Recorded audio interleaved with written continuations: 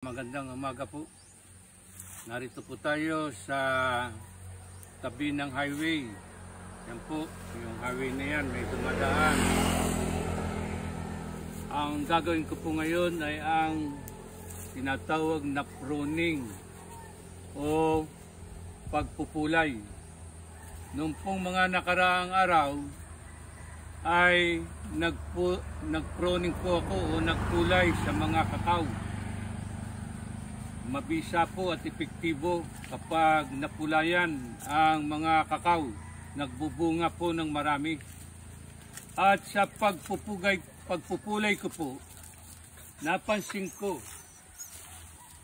na halos walang pagkakaiba ang sanga ng kakao at ng guyabano. At mapapansinin niyo po, malaki ang puno na ito ng guyabano.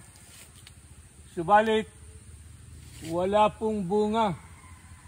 At kung magbunga man po, pa isa-isa, magkakaroon po ako ng pag-aaral. Yung pong ginawa kong pagpupulay sa mga sanga ng kakao, ay gagawin ko rin po sa sanga ng guyabano. Titingnan ko po kung maging epektibo. Ito po, tatanggalin ko po yung mga maliliit na sanga.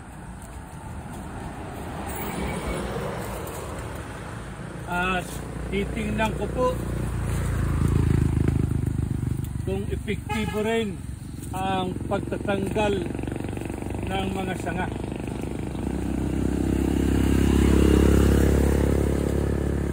Ang mga tinatanggal na sanga. Yung pong mga natanggal na sanga ay aking pong iipunin.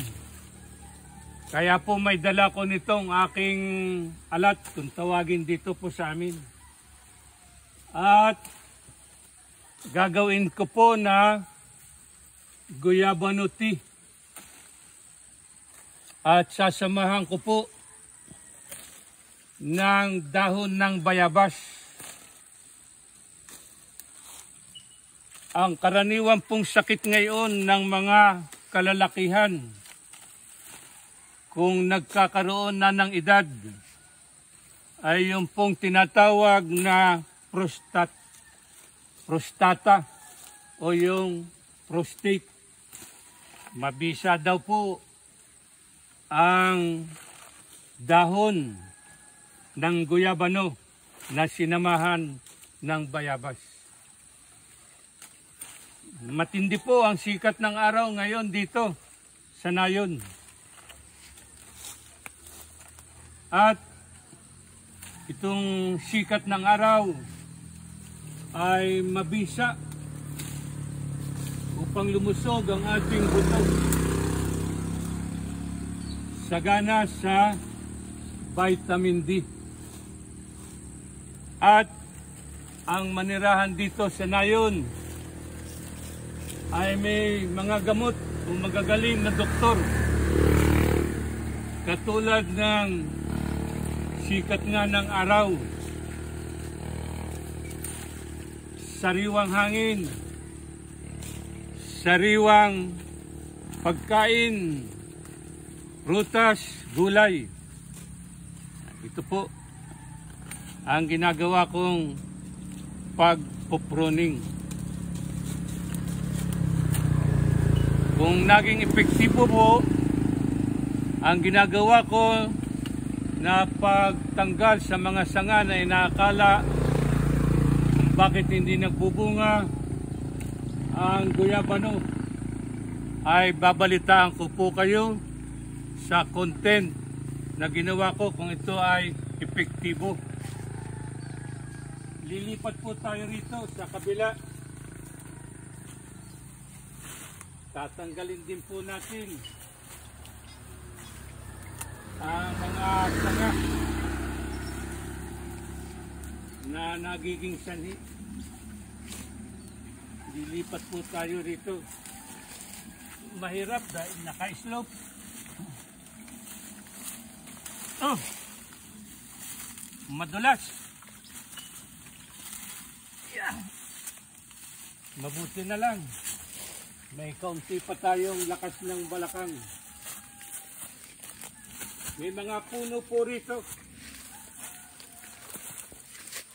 Yan po. Nasimulan ko na po ito kahapon. Ito po yung mga dahon, mga sanga na natanggal ko. Ay, may nangangagat, may pisukan. Masakit. Sa susunod na lang po uli. Kaya ako po hindi natuloy yun eh.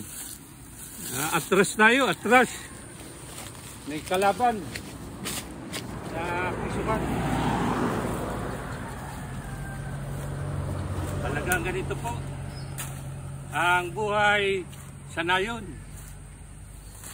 Kung yung pong aking ginawa na pagpupuga o pagpupulay sa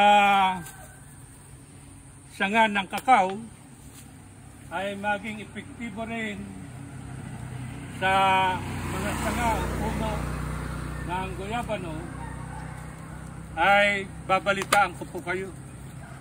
Lumalaki na po ang mga kakao.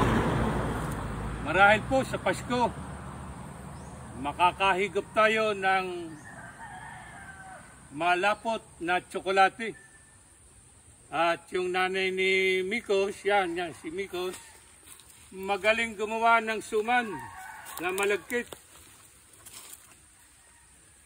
Yan ang paggagawin ko, sasamahan natin. At kung suswertihin tayo, baka magkaroon ng bunga. Sakit talaga ng mga gat. Kung suswertihin tayo, magkaroon ng bunga, maging epektibo, ay magkakaroon tayo ng prutas. Ito pong ginagawa ko ay isang pag-aaral.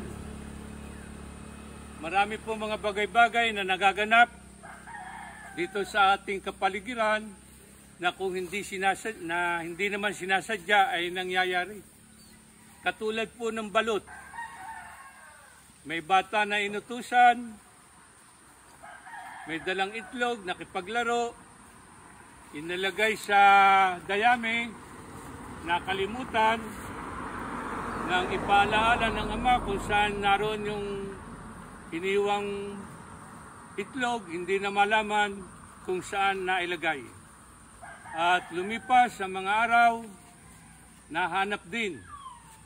Sa pag-iakalang yun ay nabulok na, ipinalaga. At yun po ang simula ng pagkakaroon ng tinatawag na masarap, malinamnam na balot at penoy. Yan po ang isa sa mga nangyari.